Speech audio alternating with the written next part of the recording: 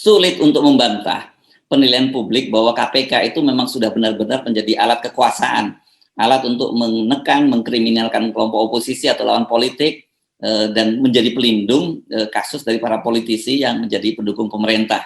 Dengan mengusung Anies Baswedan, sekarang ini Nasdem, partai pengusung pemerintah, itu telah menjadi penantang pemerintah. Kita tunggu langkah selanjutnya dari Presiden Jokowi. Apakah akan segera dilakukan reshuffle terhadap para menteri dari Nasdem. Nah, bagaimana kelanjutan kasus ini? Apakah kita akan mendapat kejutan dalam beberapa hari ini? KPK segera mentersangkakan Anies, atau sebaliknya Nasdem, Demokrat, dan PKS segera mendeklarasikan Anies sebagai capres mereka untuk menghadang manuver politik dengan menggunakan instrumen hukum oleh KPK. Saya membayangkan ini kelihatannya KPK ini kalau kalkulasi politiknya ini pasti akan nekat ya. Ini kan no or never ini bagi kelompok-kelompok kepentingan oligarki ya. Karena ini jangan dilihat bahwa ini semata-mata maunya Firly Bahuri, maunya pimpinan KPK. Ini pasti ada kekuatan besar yang ingin menghadang siapapun ya, bukan hanya Anies. Siapapun yang berpotensi menggagalkan skenario besar mereka untuk menjadikan Pilpres 2024 nanti hanya 2 pasang calon, itu pun calon yang mereka siapkan sendiri. Saya yakin sebagian besar dari Anda sudah dapat menerka ya, mengapa Firly, Alexander Marwata, dan Karyoto masih maju terus, ngotot terus merasakan Anies ya. Nah, saya mau buat kuis deh ya. Saya yakin Anda mudah menjawabnya. Siapa yang paling berkepentingan menghambat dan tidak mau Anies Baswedan jadi presiden? Jawaban terbaik itu akan mendapat sepeda. Saya cuma bercanda. Ini sekedar untuk menurunkan ketegangan politik karena Anda mesti bersiap-siap ya, dalam beberapa hari ke depan itu akan terjadi turbulensi politik yang sangat besar. Apalagi kalau KPK tetap ngotot memaksakan mentersangkakan Anies. Jadi sekarang mereka bukan hanya berhadapan dengan para pendukung Anies, tapi juga berhadapan dengan Nasdem dan juga elemen-elemen masyarakat lain yang belum tentu mendukung Anies Baswedan, tapi mereka tidak mau ada perilaku semacam ini, ada langkah KPK yang mengkriminalisasikan seseorang dan kemudian semakin menunjukkan bahwa KPK ini betul-betul bukan lagi lembaga penegak hukum tapi adalah lembaga politik.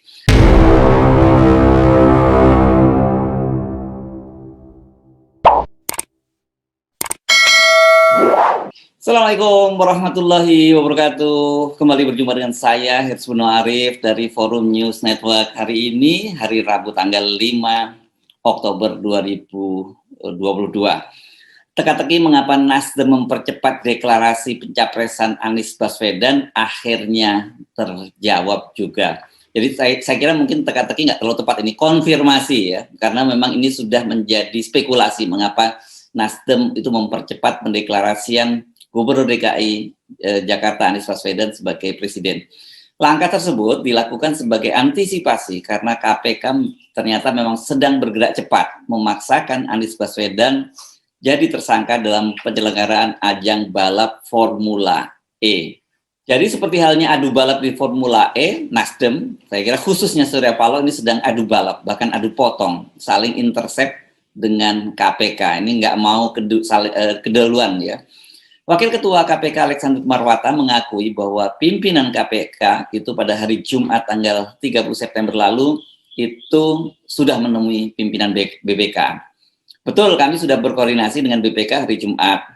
Tentu substansi yang apa yang kami bicarakan bukan untuk konsumsi media. Itu kata Alexander Marwata di Gedung Merah Putih KPK hari Senin kemarin, tanggal 3 September 2022. Alexander menjelaskan prinsip dalam penghitungan kerugian negara, yaitu saat kasus tersebut sudah naik ke tahap penyidikan. Menurut dia, hal tersebut sudah menjadi prosedur atau operasi standar atau standar operasinya, sudah jelas SOP-nya, baik di BPK maupun di Badan Pengawas Keuangan dan Pembangunan BPKP. Apakah penghitungan kerugian keuangan negara itu ikut mempertimbangkan misalnya mens rea atau niat jahat? Tidak, ucap dia. Secara normatif, standar auditor itu ketika kriteria parameter tidak diikuti atau tidak sesuai dengan fakta, kemudian berdampak pada sesuatu atau peristiwa yang lain. Itu saja. Auditor tidak menyimpulkan siapa pelakunya. Dia hanya sebatas mengungkap fakta. Alexander Marwata membantah itu mereka berniat melakukan kriminalisasi terhadap Anies Baswedan. Jadi sekarang ini jelas ya kronologinya seperti apa. Mengapa tiba-tiba Surya Paloh mengumpulkan seluruh jajaran pengurus Nasdem secara lengkap. Dan kalau kita lihat undangannya itu bukan undangan, tapi instruksi yang bersifat penting dan mendadak, mengingat urgensi acara tersebut. Walau menyatakan tidak berniat melakukan kriminalisasi, namun mens rea, nah ini saya menggunakan, meminjam istilah yang juga digunakan oleh Alexander Marwata, atau niat jahat, dari Firly Bahuri bersama pimpinan KPK lain, yakni Alexander Marwata dan Direktur Penindakan Karyoto itu sulit untuk dibantah. Hasil investigasi Tempo menyebutkan dalam gelar perkara yang dilakukan pada hari Rabu tanggal 28 September sangat jelas. Firly memaksakan agar kasus Formula E ditingkatkan statusnya menjadi penyidikan dan Anies dijadikan tersangka. Gelar perkara itu langsung dipimpin oleh Firly Bahuri. 3 wakil ketua KPK, yakni Alexander Marwata, Nurul Gufron, dan Nawawi Pomolango, serta Deputi Penindakan Karyoto hadir. Satuan tugas penyidik dipimpin oleh Raden Arif membeberkan hasil penyelidikan timnya. Hasilnya, Formula E itu belum cukup bukti dilanjutkan ke tingkat penyidikan. Namun Firly bersikukuh agar ditingkatkan menjadi penyidikan. Artinya sudah ada tersangkanya. Firly ini didukung oleh Alexander Marwata dan Karyoto. Namun sebagian besar peserta gelar perkara tetap tidak sependapat. Gelar perkara berakhir dengan beberapa catatan. Salah satunya, KPK akan meminta Badan Pemeriksa Keuangan mengaudit kerugian negara dalam penyelenggaraan Formula E. Firly disebut akan turun langsung melobi Kepala BPK Ismiatun. Tujuannya agar BPK bersedia mengeluarkan hasil audit yang isinya menyatakan adanya kerugian negara dalam penganggaran hingga penyelenggaraan Formula E. Selain melobi BPK, Firly juga mengutus Karyoto untuk mencari dan melobi para pakar hukum yang bersedia menyatakan bahwa gelaran Formula E itu sudah memenuhi unsur pidana.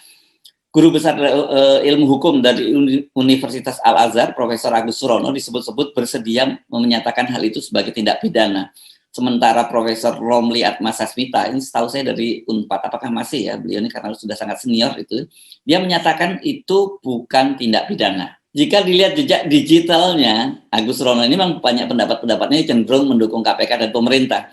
Agus Surono pernah menyatakan bahwa keputusan pimpinan KPK tidak meloloskan 75 orang pegawai KPK dalam tes wawasan kebangsaan merupakan hak dan kewenangan KPK dan tidak ada pelanggaran peraturan dan perundang-undangan. Padahal pada waktu itu publik dan banyak pakar menyebut itu sebagai pelanggaran undang-undang. Agus Surono juga pernah menyatakan bahwa kerumunan massa di Maumere NTT ketika Presiden Jokowi melakukan kunjungan ke sana pada bulan Maret tahun 2021 saat berlangsung PPKM itu bukan pelanggaran karena rakyat yang datang berbondong-bondong, bukan diundang oleh Presiden Jokowi. Jadi itu rakyat datang secara spontan. Di luar itu, Firly itu juga mencoba mempengaruhi para penyidik bahwa kalau toh nanti Anies Baswedan ditetapkan sebagai tersangka, kan masih ada mekanisme SP3. Jadi artinya bisa dihentikanlah kalau tidak terbukti. Itu yang diinginkan oleh Firly. Memang dengan perubahan undang-undang sekarang KPK itu bisa memberikan SP3, surat penghentian perintah penyidikan. Kalau sebelumnya tidak bisa. Jadi kalau sudah ditetapkan jadi tersangka, itu terus maju terus sampai ke pengadilan. Gerak cepat Firly dan beberapa pimpinan KPK ini rupanya dilakukan untuk mendahului proses politik yang tengah berlangsung. Firly menyatakan bila Anies sudah dideklarasikan sebagai capres, maka proses penyidikan harus dihentikan karena bisa menimbulkan gaduh kondisi politik nasional. Proses penyidikan itu baru bisa dilakukan setelah Pilpres 2024, itu pun tentu dengan catatan bila Anies tidak terpilih jadi presiden.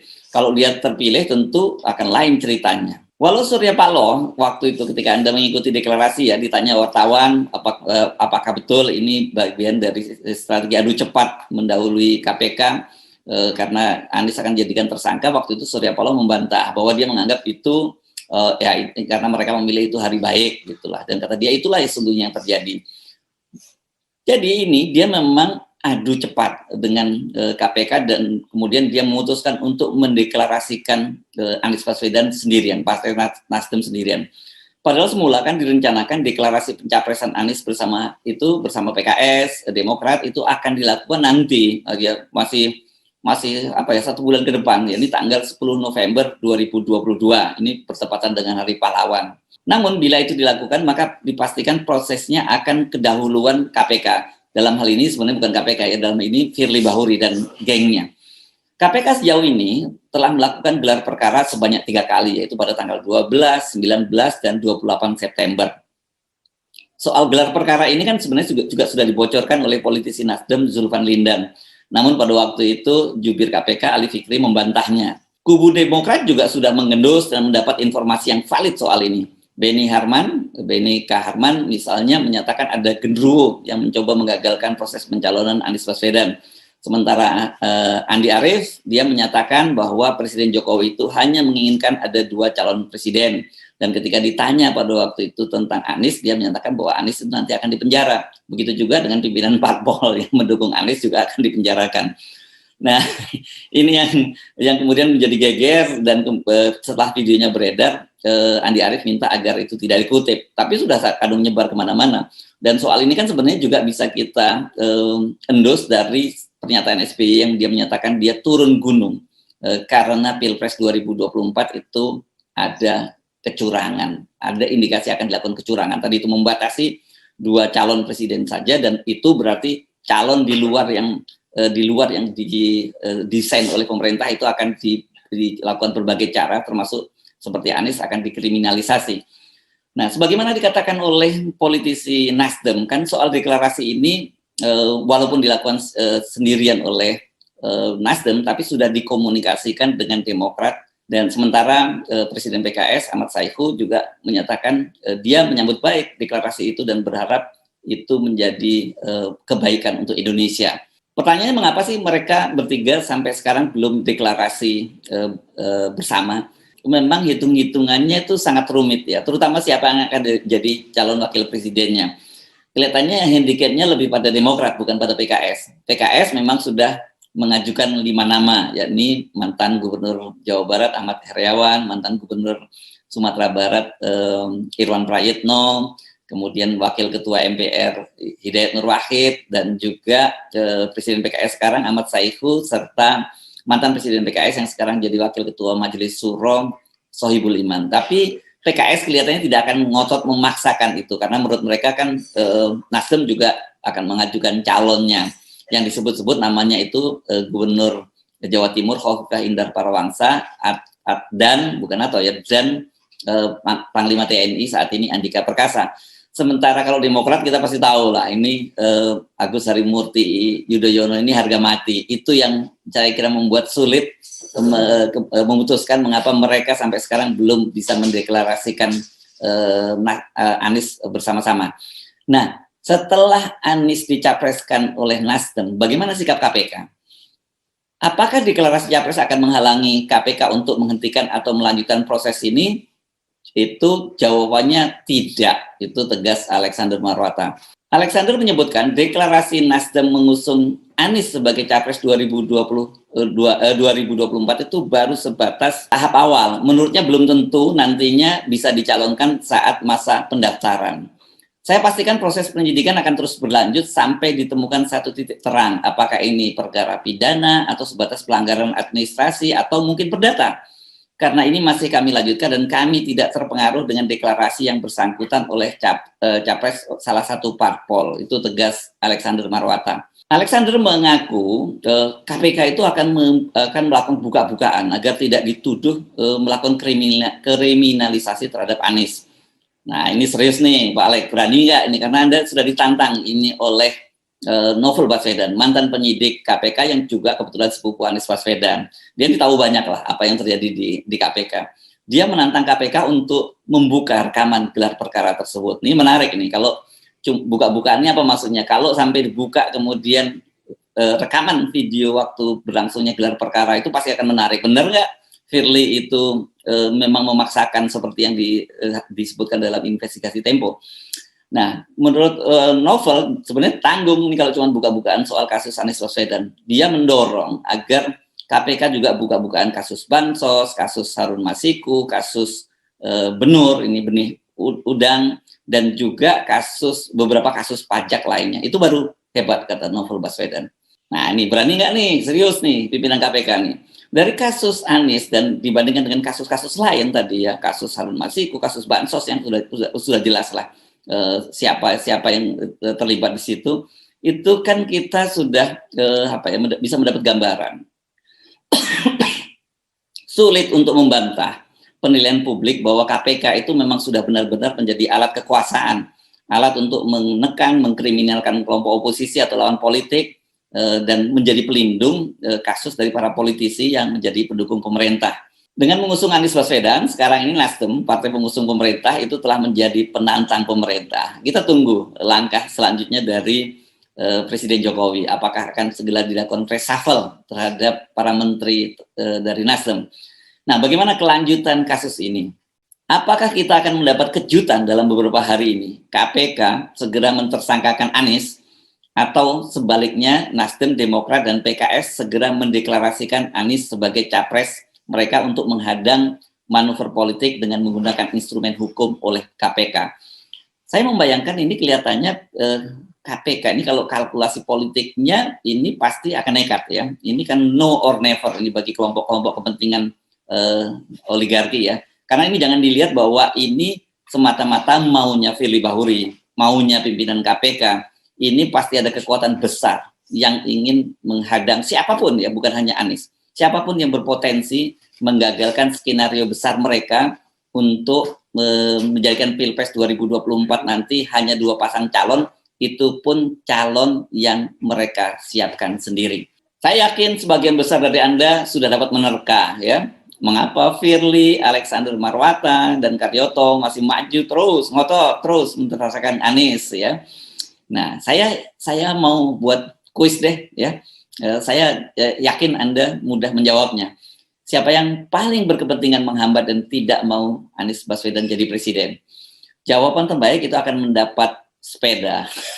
Saya cuma bercanda. Ini sekedar untuk menurunkan ketegangan politik karena Anda mesti bersiap-siap ya, dalam beberapa hari ke depan itu akan terjadi turbulensi politik yang sangat besar. Apalagi kalau KPK tetap ngotot memaksakan mentersangkakan Anies. Jadi sekarang mereka bukan hanya berhadapan dengan para pendukung Anies, tapi juga berhadapan dengan Nasdem dan juga elemen-elemen masyarakat lain yang belum tentu mendukung Anies Baswedan, tapi mereka tidak mau ada perilaku semacam ini, ada langkah KPK yang mengkriminalisasikan seseorang dan kemudian semakin menunjukkan bahwa KPK ini betul-betul bukan lagi lembaga penegak hukum tapi adalah lembaga politik. Saya Haris Arif dari Forum News Network. Sampai jumpa lagi. Wassalamualaikum warahmatullahi wabarakatuh.